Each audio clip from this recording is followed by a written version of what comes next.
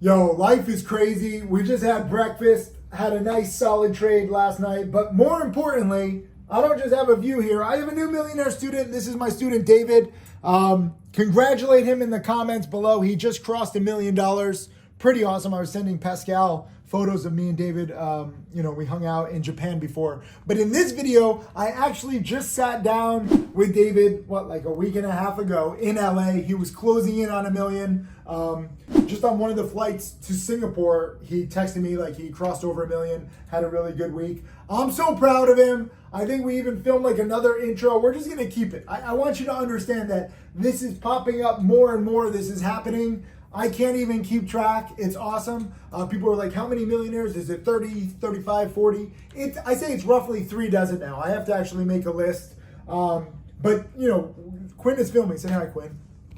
Hello. When we started this trip, we were congratulating my new millionaire student, Andrew. I actually got a manicure. We haven't even been able to post this video yet. I got a manicure in honor of Andrew because his parents own a nail salon. He used to do manis and pedis while studying my lessons. Haven't even been able to post that video. So we're like congratulating my newest millionaire student, Andrew. Now, another new millionaire student, David. And David's backstory is even crazier. Watch this video.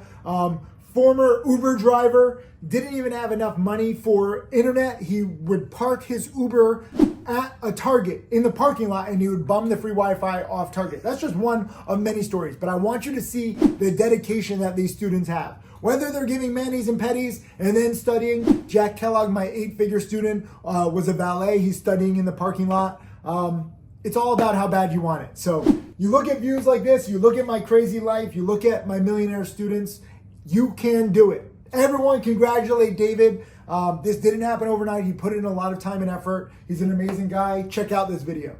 I love highlighting my millionaire students, but it's not just like, oh, you make $1 million or you're at zero. It's not just like success or failure. I actually have a lot of students who are upcoming millionaires. They're on the right path. They're on the right journey. They've prioritized their education. They've joined my challenge. All 30 plus of my millionaire students have come from my challenge. If you click the link below, you can apply for my challenge. But I'm very excited to introduce you to one of my students who's not yet a millionaire, but he's really close. And more than the money that he's made, I think he's at like, what, $970,000. So he's knocking on $1 million door. He's on the right journey. He's on the right path. As you watch this video, take notes. Start to think about what he's done, what he's achieved. It's amazing to see how far he's come in just a few years, whereas he was an Uber driver, okay? And he was making, as he says in this video, like $100, $150 for the shift. Then he would pull over and then he would study. And he couldn't even afford a data plan. He would pull into like a Target and bum off their Wi-Fi in studying my videos. Like, that is the dedication I need. I know I have a lot of people out there who drive Ubers or taxis or your security guards or your valets. Jack Kellogg was a valet in between parking cars for other people. He was studying my videos. Andrew, my latest millionaire, guess what? He was working in a nail salon. He was trading in between giving manicures and pedicures. This can happen to anybody. But you have to learn my patterns, my rules. You have to get into my challenge. Again, click the link below and get inspired by all of these students. Whether they're millionaires already or whether they're upcoming millionaires, they're on the right path. They're investing in their education. They're following different rules, different trends, different patterns. They're finding what works best for them, and then they're capitalizing. So watch this. Do me a favor, take notes, and congratulate David on his success. He's such an incredible student. He's an incredible guy, and I want more students like this. So hopefully, you can get inspired and get educated by his speech. Here's David. All right, so we're going. This is David. What's up, David? How's it going? What's up, guys? Good to see you. Awesome, doing good. How close to the head, Pascal? Like here? Yeah. Or here? Oh, okay. Yeah, keep it. Right here? Yeah, it will work. Should I just keep it here, or should I go back and Go forth? back and forth, just like directional. Yeah. Doot, doot, doot, doot. Perfect. Explain to everybody who you are and what you've done, because it's pretty cool. Yeah, I'm David Capablanca. I was in the Tim Challenge. I still am in the Tim Challenge since 2016, 17. Nice. And so started small with a few thousand, and then 2020, I topped it off for over PDT because that market was insane, and I had studied for like I analyzed it before I topped it out because I did not want to like just put money and trade it away. But like I realized, okay, I studied for like 10,000 hours. I watched all these videos so long. I think now is a good time to put it in because I saw my peers at the time, Kyle, Jack, all these guys, they started to grow exponentially during that volatile, insane market. So then 2020 is when I had my initial success, and then I reinvested in myself some more, relocated to Puerto Rico for about a year or and a half. And over there, I connected with Lento, I connected with a few other people from the challenge, and like I was able, to further my growth just by making friends in the trading community and stuff. And just like, I just kept reinvesting in myself, and I started a podcast over there. And the podcast is now like 600 episodes. And yeah, I started an academy, Concentrating Academy as well. And we did a conference last year, another conference. I've been to Tim conference, and like just enjoying everything, and now closing in on 1 million. Yeah, closing in on 1 million. That's the key, right?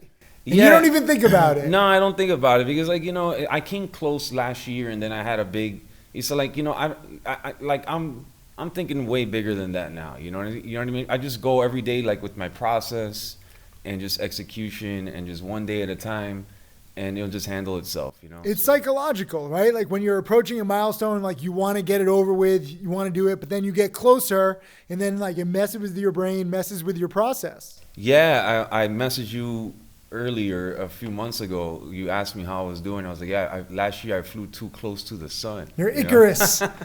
You've done it extraordinarily well, right? Like closing in on 1 million, even over 500,000, over 700,000, over 800, like all of these milestones are amazing, but the 7-figure is just like a thing in your mind. I like where your mind's at now, where you're like, I'm just focusing on the process. You said like 970,000, which is it's cool to document for this, like looking back. Like when I went out to Ohio my first time to see Tim Grattani, he was closing in on 1 million. I had a whole camera crew. I was like, this is it. And he lost like 50 grand on camera. And I was like, damn, I remember you saying that. And then when he did cross 1 million, he just went to Mellow Mushroom, I remember, to get pizza with his wife. He did. And it was like, it wasn't a big thing. And he made like 9,000. So like, there's different ways to approach milestones. I always celebrate milestones because it's called the Millionaire Challenge. I want more millionaires. Whether you're at 970,000, whether you're over 1 million, it's already a huge success for you. Your life is forever changed. That's what matters. But it's nice to like hit these milestones. What are you going to do when you celebrate? Not that there's any time. I don't know. Actually, I haven't traveled since like mid last year till now because I've been focusing so much on performance. We saw each other in Japan last time. We did in Japan. That was late December 2022, I think. I don't even know. Tokyo. We had the green matcha tea. Yeah. Here with my man here, David. Reverse Long. Kind of highlight your alter ego on Yeah, it's the alter ego. I became the alter ego for a while. Put me in the zone. Give one tip, because you've done the seemingly impossible. You're up several 100,000. You're now traveling the world. You're living the dream. One tip for people who are struggling in the beginning. You just got to keep at it, show up all the time, and you got to think of it as a long-term game. It's a marathon, not a sprint. Yeah, 2, 3. You're not going to make any money the first year and a half, maybe even 2 years. You just got to keep showing up to the screens, keep repeating the process, studying, looking at all the videos, just immersing yourself, and staying in the game. And then you get to master it. You have more confidence. You become self-sufficient. You get to travel more. What do you think about Japan so far? Japan is awesome. Right? Yeah. And now you're going to Taiwan tonight? Taiwan tonight. Be safe, but congrats, man. Thanks, Tim. Good stuff. Keep it up. Who's next? You were going all over Asia. I remember you were going to like a wedding in India too. Yeah, I went to a wedding in India from someone I met at the Tim Challenge. Nice. And yeah, all over Singapore. I went everywhere. You actually were giving me travel tips and food recommendations. I'm going from here to Phoenix for 2 days, to San Francisco for 2 days, to Hong Kong for a week, to Singapore for a week, back to Miami, doing an inner circle event last week of January. So that's my next 3 weeks. Yeah, you're used to that. I don't know. I took a break from traveling. It takes a toll on you, especially. I don't know. For me, one of my things for trading is like super laser focused. I go into like really intricate details. I'm very detail oriented, so I need to be super focused. So that's why I laid off traveling last year, and then now when mid this year, I think around April, around my birthday, I want to go to Argentina again. I really like Argentina. Ooh, because you like steak. I see you posting steaks like everywhere. steak a lot, Argentinian steak. I had an amazing steak a few months ago. Nice. Yeah, I like Argentinian steak. They have like really good gelato there too. I like gelato because they have a lot of Italian culture. When's your birthday? The 24th, Nice. April 24th. My birthday's April 15th. That's right. I remember. Aries rule. No, I mean, look, I understand the no travel and you're detail oriented. For me, when I'm in one place, I overtrade. Like my trading has been crap the past 2 weeks since I've been back in America because like I have good Wi-Fi. I'm not as like jet lagged and I'm like, okay, let's go to work. And then when I think to myself, let's go to work, I'm taking crappy trades versus when I'm traveling and I have all these amazing things going on during the day. My jet lag is crazy. The Wi-Fi is not good. I trade better because I'm like, I don't want to trade. I'm only going to trade the best setups if something comes to me. And it's that little mindset trick and it works better. So I actually trade better while I'm traveling. Yeah, that's a really good point. So actually, this is something that I've done recently since last year. I felt really comfortable with my process with trading, and like I use my focus to my advantage now and everything. But for the longest time, that's why actually in 2022, 2021, and even 2020, I traveled like crazy because I knew that trading less was better during those times. I was able to preserve capital instead of like over trading and bleeding it away. So, and then as time went on and I gained so much experience, I don't know, thousands and thousands of hours of experience, of more experience, then I felt comfortable about the market what I'm trading. So then I'm like, I need to be at the desk for the way I trade. So I think it's good for traders to be aware of their personality and aware of like where they're at with trading but like most people, less trading is better. You got to fine tune your process, right? Like you found what works for you. I find what works for me. I'm trading with small size. I'm donating all my trading profits to charity. That's more enjoyable. That makes it meaningful for me. Whether I make a big trade or a small trade, there's no adrenaline rush anymore. I get much more happiness when I see a student about to cross 1 million or crossing 1 million. So you adapt and you refine the process and you work, right? Like you're still in downtown LA? Downtown LA, man, it's not crazy. I mean, my area is a nice area. I got the bank tower. You came last time, I think. Yeah. No, I mean, look, I like it. I went to a good restaurant the other night. What was that restaurant I told you about, Pascal? I made you take a screenshot. Yep, it is called. It's like Russ and Moore. Have you been there? I have not. Frank Grill. Oh, Musso and Frank. Yeah. Musso and Frank. 1919. Actually, I ate there 2 weeks ago. Dude. I ordered 3 steaks. So good. So good. I'm like hanging out with a grill master, Jose. Shout out to Jose. He's like doing everything. It was cool. Like if you sit at the counter, you can watch them do. I did. I sat at the counter. So you sat at the counter? I sat at the counter, baby. That's what we do. And it was cool to like see the process. Like, trading is all about the process. This is why I love Asia, because it's about the process. This restaurant, like it's crazy what they've been doing. They've been around for 100+ years. Yeah, so Marilyn Monroe, Charlie Chaplin, all the Hollywood people used to go there, and that grill is the original grill. It's all like rusted, not rusted, but it's like bent and stuff, and it adds to the flavor. It's got character. Really good flavor, really good seasoning. I was really happy.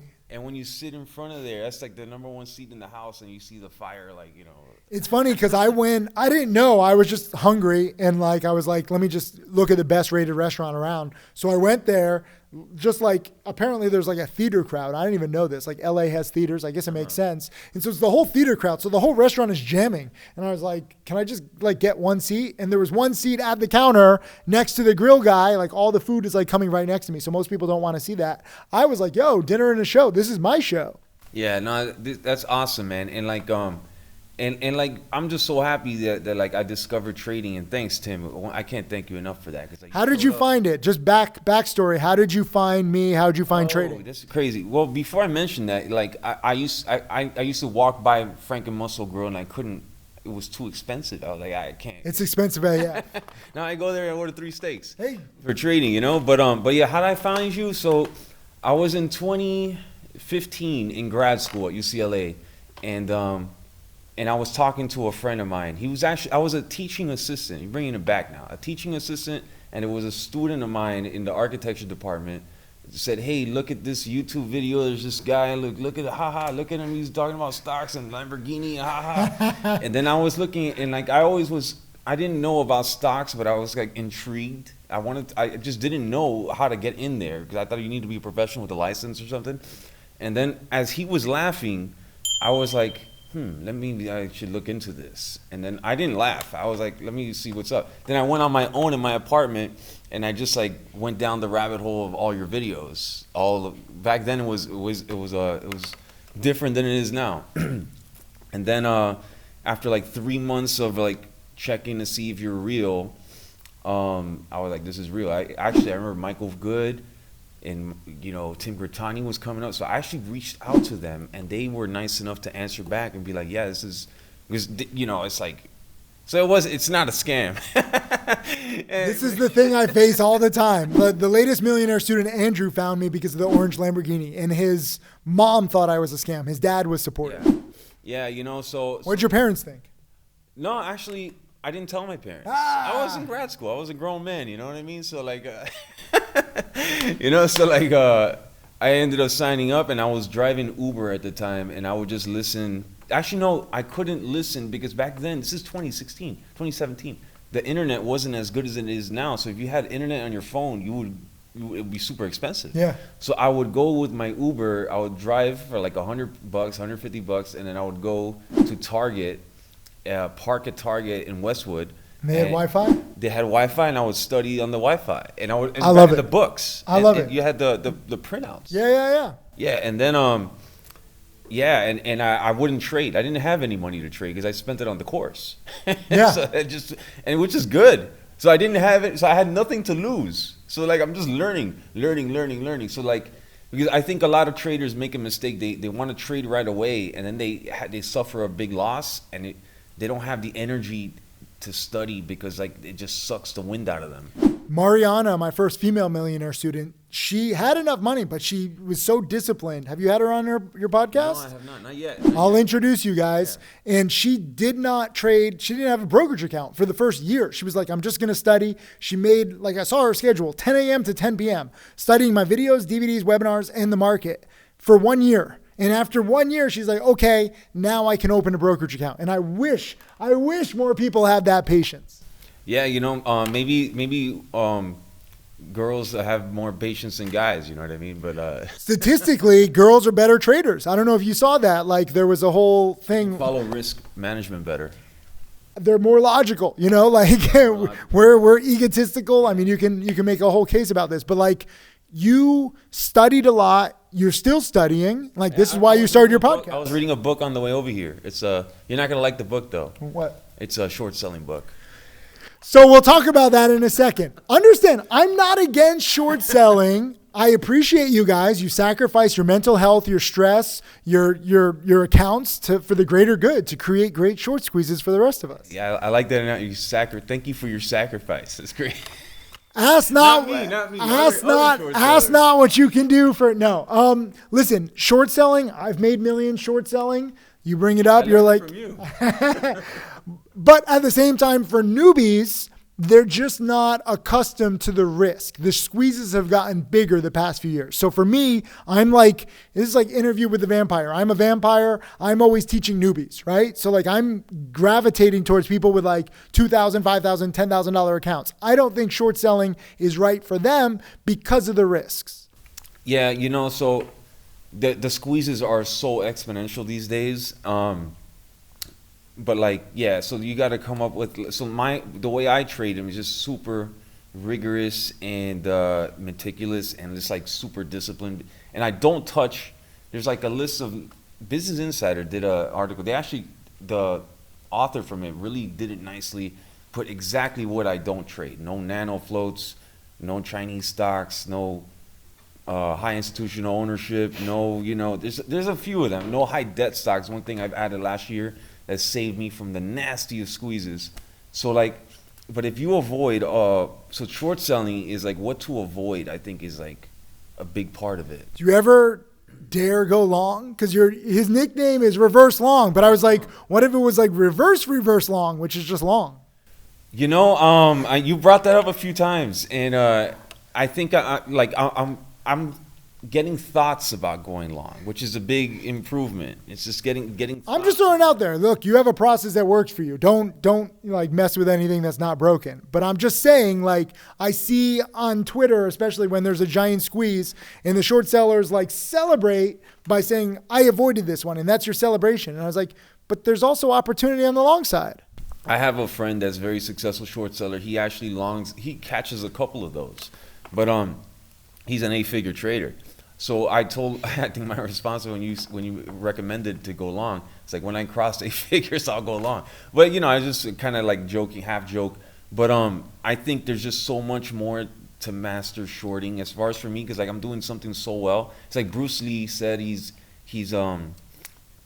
afraid of the guy that masters one kick 10,000 times or 1,000,000 times or something, rather than the guy that masters a bunch. Yeah. So it's like when you narrow your focus, I think Ellis says this too in his webinar. I still watch the webinars, by the way. He says you narrow your focus. So like, I still got to cross certain milestones with what I already know. But the beauty about the market is you can just keep growing, You can keep adapting. And this is the beautiful thing. Ellis gives great webinars. Jack is giving great webinars now to the challenge too.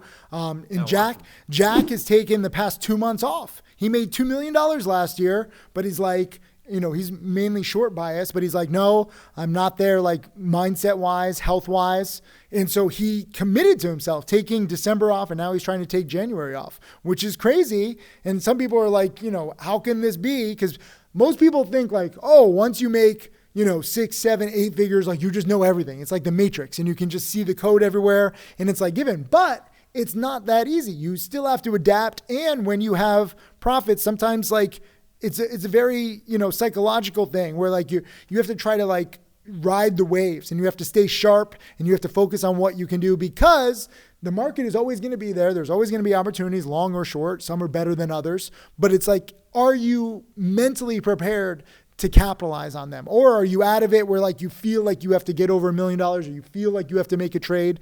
And I say, if you don't feel like trading, take a day off, take a week off, take a month off. Tim Grattani, I just met with in Ohio, he hasn't really traded that big since mid 2020. So 3+ years basically, because he's raising a family. He's got 2 beautiful kids. He's a full-time family man. And he's like, I can't trade right now because I can't focus fully.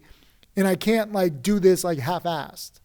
Yeah, I think that the best traders, all the traders you mentioned, they have a really good like self-awareness of that. They're like, okay, something's off. Let me take some time off. I did that like not in a self-aware way, but like in 2017, 2018, I would take time off between studying. Yeah.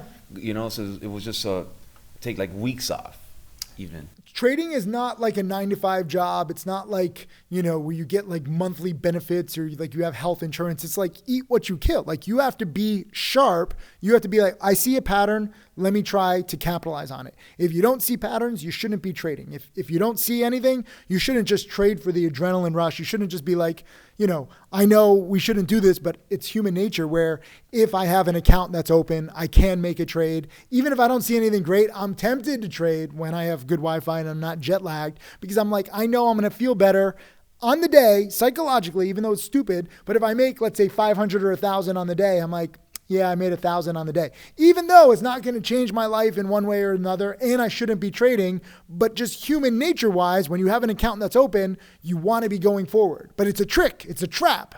Yeah, it is a trap. And I think on one of Jack's webinars, he wired money out of his account, so he doesn't even have to tempt it. So even this is one trader that's eight figures, the top trader, and he even wires money so he's not tempted to trade. So if he's not, if he's doing that, why is everybody else with a loaded account ready to go? So, and they're not 8-figure traders. I think more people need to spend more time studying. Like you've really invested time and money into your education, and that's why you're succeeding. Many people think that they're just going to learn by trading. But if you take random trades, you're going to get random results. You're not learning much, right? Like you learn from good trades, good or bad, well-executed trades, but good setups. And if you focus on those good setups and you string good setup after good setup after good setup, even if you screw up, you have higher odds of success because you're focusing on the better plays rather than random plays. Yeah, exactly. Especially in the beginning, you want to focus on one setup that you get. It's not even the juiciest setup. It's just one that's working for you. Yeah. And just keep doing that until you learn more and more and just get your experience, you know? So, How much did you make like your first like 2 years of trading? I don't know. I was flat, but like maybe a few $100 up. Yeah. So the answer is like hardly anything. Yeah, hardly anything. And then 2019 to 2020, I had made I turned 7,000 into 16,000, and then it all got wiped out in one trade, like a $10,000 loss in one shot. So sometimes like you feel like you're getting it. This is another trap. There's so many like mental traps, right? Like you want to trade every day. That's a trap. You want to like grow your account. Let's say you do grow your account and then you're like, I got it. And then like something else wipes you out and you're like, I don't got it. Yeah. What did you do after you lost the 10,000? Well, okay, that's a good question. So like I was still under PDT, right? So 7,000 to 17,000, still under PDT. And then I have that big loss. That happened actually when COVID hit. I don't remember CYDY. Yeah. Is it still around? Yeah, I was trading it actually a few weeks ago. I think I remember that. Yeah. So, By the way, I should mention CYDY promoters, they thought that I was part of some short selling conspiracy. There's a whole, you can literally like Google, there's like a, what is it? It's called like a short selling family. And they have like a family tree. I think I'm like I'm the useful idiot. Or I don't know. Yeah, Michael Good, Jack Kellogg, myself, we're all in this family tree. I have never shorted CYDY. I actually made 30 grand the day that it dropped from 10 to 5 and I played the bounce. It's the number 5 pattern. And I just bought it again recently. I've never shorted it. And they think like, oh, Sykes is shorting it. Like there's this whole conspiracy. I was actually short with my Interactive Brokers account with like very small positions. He's the short seller. In 2020, so COVID happened in 2020. And they claimed they had this medicine for like cancer, HIV, COVID, it cures everything. And then it was on CNBC over the weekend or Fox News over the weekend with the doctor saying they paid a doctor to say this. Yeah. Oh, this is gonna like it alleviates COVID. And then I was like, oh my God, I'm short over the weekend, and it's an OTC stock, so I can't get out in the pre-market. Yeah. And it gaps up, and that's a $10,000 loss. And I remember the whole chat room of Profit League was banking on it. I remember Huddy was like, yeah, big win, Rolling Wolf. And you were shorting. And I was like, oh my God, $10,000 loss for me. I'm back to 7,000 where I started. But then I realized, nothing's changed. My lifestyle nothing's changed. I'm still under PDT, everything. And then after like a month, I took like a month off. So the first month of COVID, this was like March, I took off. And then the market started going wild. And I was like, all right, this was an anomaly. I was under PDT. I was swinging CYDY because I had PDT. Yeah. If I didn't have PDT, Yeah. I wouldn't have swung it. Yeah. And then it was an OTC. Yeah. I'm short an OTC stock overnight in a black swan event. It's like, this is just ridiculous. So then I was like, then a month later, I revisited it. I was like, okay. I kept studying, by the way, webinars and all that, and I was just like devastated. I was like, man, but nothing had changed. My life hadn't changed. Nothing had. I'm not homeless or anything. I'm good.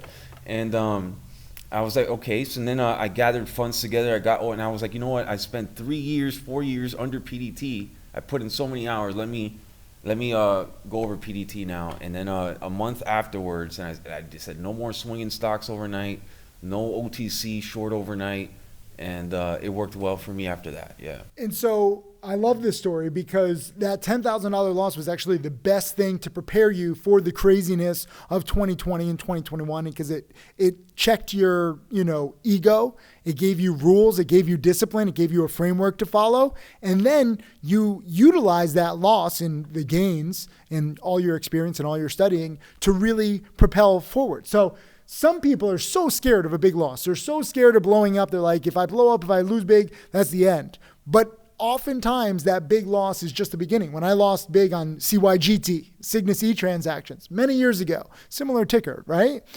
That loss, I lost basically $1 million in my hedge fund. I lost all my industry credibility. I lost like $500,000 myself. I never had a giant loss like that again because I learned what not to do. And that loss, while terrible for several months, was the single best thing that happened to me as a trader and a teacher. So the big losses, they suck, and I don't encourage you to do it. But like, if it does happen, you learn from it, and then you use it to go forward. Like sometimes it's like, you're going forward one step. But to really get to the next level, you have to go back a step, and you go backwards one step, and then going backwards one step allows you to go forward 5 steps. Yeah, so the losses teach you the most lessons is going to stick with you. Like because you get the emotional scar, you get that damage, and you're like, whoa, I remember what happened. I don't want that again. Yeah, it forces you to really deep dive into what caused it and like make adjustments. It's like almost your behavior pattern. Like you feel it like changing you. You still feel it. I see you thinking about it because you're like so disgusted. And that's what I say. Like some people are like, Tim, I don't want to cut losses quickly. Isn't there another way? And I'm like, okay, don't cut losses quickly. Have a giant loss. Then talk to me when you're so disgusted. And then you realize why I cut losses quickly, right? Like I can explain to cut losses quickly all day. I can be like, be disciplined, do this. But until you feel it, until you see the other side, you don't realize why this rule matters so much. Yeah, so with Cygnus, because you were doing like a TV show at the time, from what I remember. Because I studied all your stuff, man.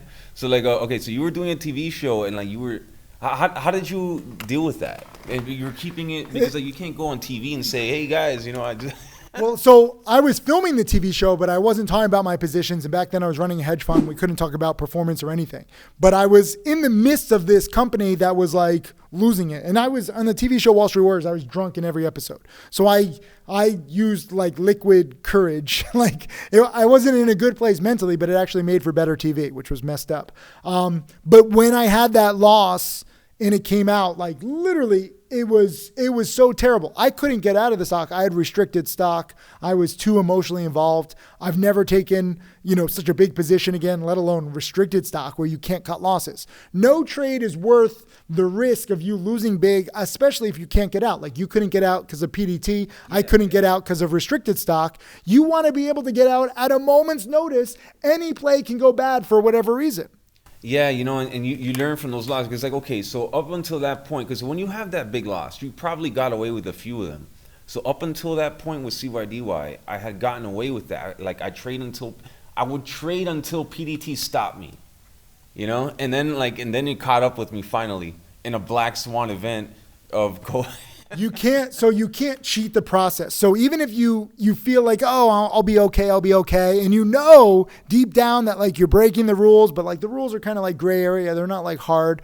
But like if you're practicing bad habits, it's not a question of if it's going to catch up to you, it's when. And so I want people to learn with small accounts, paper trading, very small size, so that if you do have bad habits, which we all have, especially in the beginning, you learn from your bad habits and you change. Because if you didn't have that loss, right? Let's say you didn't get checked by CYDY. Let's say you kept doing the bad habits and you're like, I'll be fine. And then you're trading bigger and then something bigger wipes you out and then you lose like 100 grand or, as a short seller, you can lose more than you put in. Some people are losing big on iLag or HKD and you're losing 500,000 or $1 million. It's easier to come back from 10K than if you were down 500,000. What if you had lost 500,000? Then you just would have been in debt. Yeah. And I know someone that on TOP, they went negative on their, because that happened after hours. Yeah. So they went super negative. Yeah. And now they owe a lot of money to their broker. You can't always overcome a short squeeze. Like CING just the other day after hours was crazy. Like VVOS was crazy. We're seeing more and more of these black swans and you can't risk losing everything. Like I know some traders where they've lost a months of gains, a year. Some people have lost several years of gains on one squeeze. Even if they're right 3 months, 6 months later, the market can remain more irrational longer than you can remain solvent as a short seller. Exactly. I forgot who said that. Doesn't matter. It's true. Yeah. But yeah, I think that's why for short selling, it just requires a extra level of rules. The rules got to be so tight. Like you mentioned VVOS, NanoFlow. I'm going through this in my head. CING, I think was high institutional ownership. It's like these are things I'm not touching, and like I know, I respect the amount of risk, especially the floats that are super tight. There's people that take up the float, and they, the stock goes crazy. So like, yeah. So and then you got to have like backup accounts or a backup bank account or something. Because what if one? And what if you don't have that? What if you just owe your broker? So short selling is it's like more sophisticated. But even going long too, right? Like you can believe in a company. You're like, they have this product. People fell for CYDY or HMBL. A lot of these promos, and they're like, I know this is the one. Without the rules, you go down the rabbit hole. It's very difficult to get it back when the damage, the monetary damage and the psychological damage is too much. That's like, I just suck at trading. This isn't for me. But you put yourself in that situation, right? Like trading is for everybody if you play by the rules. It's like, if I gave you the keys to like a Ferrari and you're going 200 miles an hour in like a 20, 30 mile an hour zone, it's not the Ferrari's fault. It's your fault. You're breaking the rules of the road, but you're putting yourself in that extremely dangerous situation. So I think for trading, and this is actually a really great talk, no matter where you are in your journey, don't put yourself on the path to ruin. Trade small.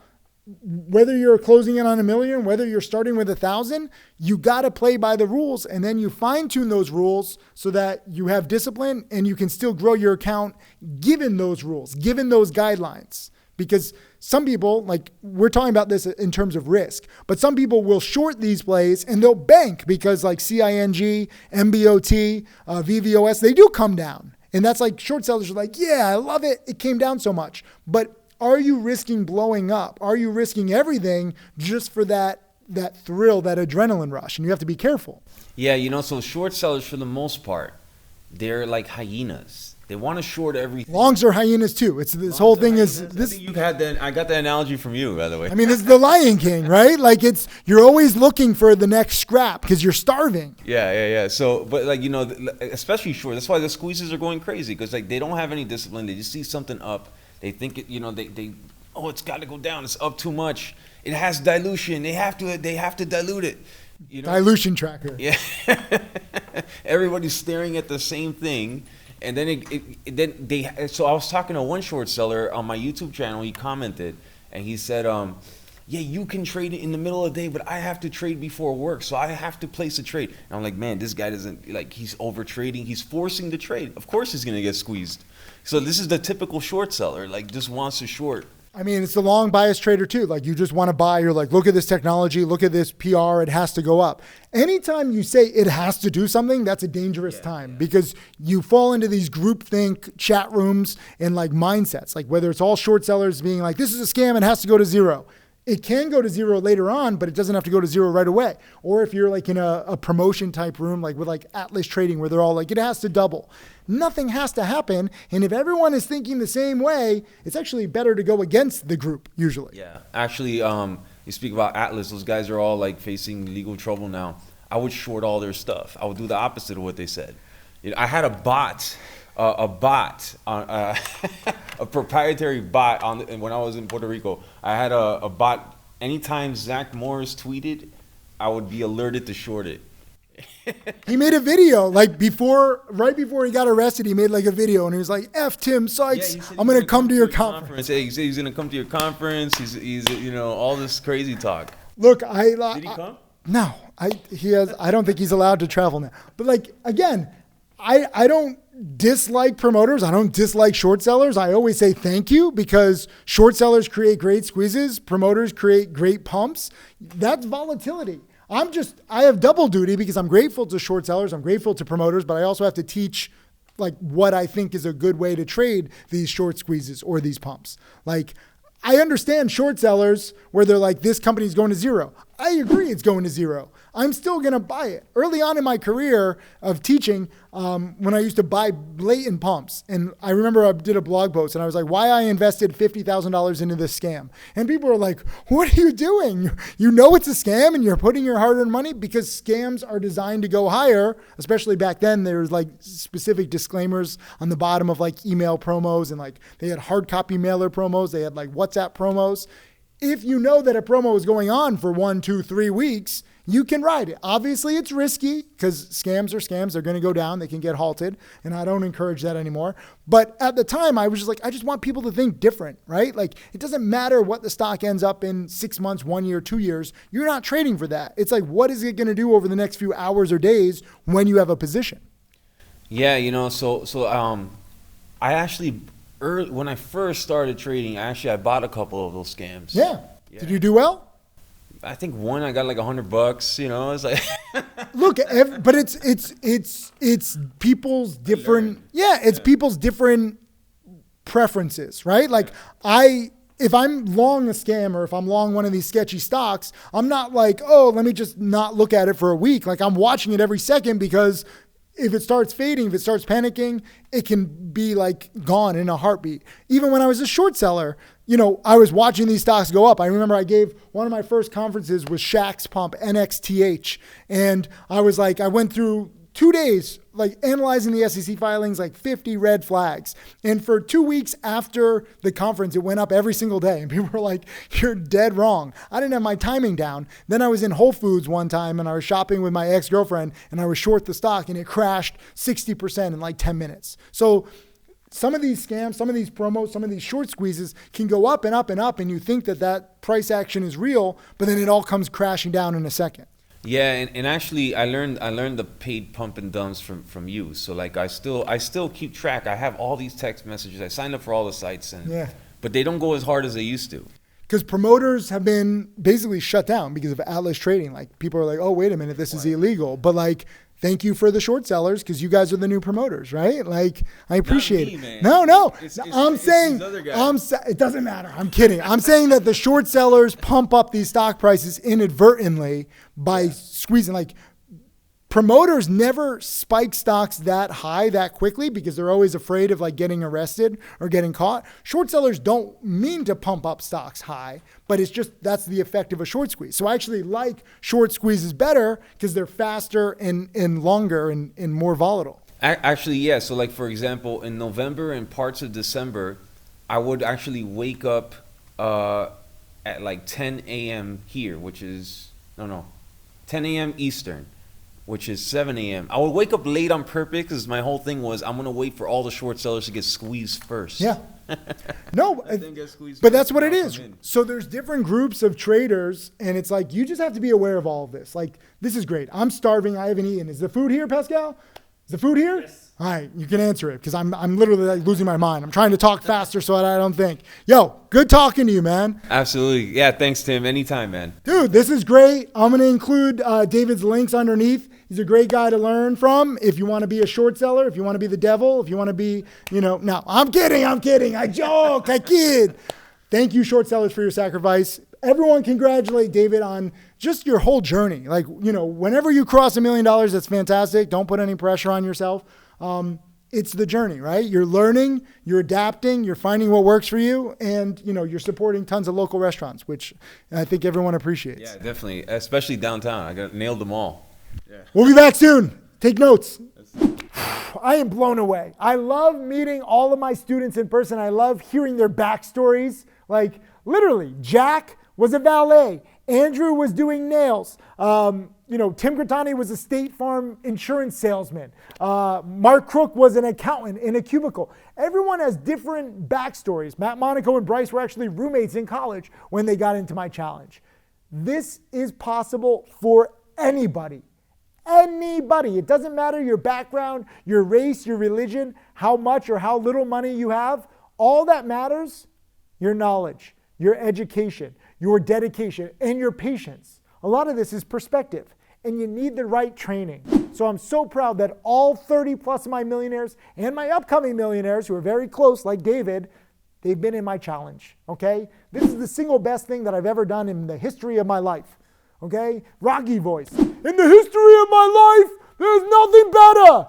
Yo, Adrian, we did it! This can be you. I can make corny analogies. I can say whatever I want because I found a way to create millionaires from scratch. I can't guarantee you that you're going to be my next millionaire, but I guarantee you that I'll teach you every single thing I've learned over the past quarter of a century in the stock market. And all of those lessons, all of those rules, they will help you dramatically, just like they help these students. No matter whether you're a long biased or short biased, it doesn't matter. You find what patterns work best for you. Click the link below, apply for my challenge. Thank David for being so honest and blunt and, really just congratulate him on his success. I'm so excited to see what he achieves over the next few years. He's just a hard worker, He loves restaurants like I like, so we're going to go out for some nice meals together. And I just want more Millionaire students like this. Click around. I got more videos on my YouTube channel, endless videos for you to see and learn from every single one of my Millionaire students. Take a little something from every student and use that in your own journey to speed up your learning curve.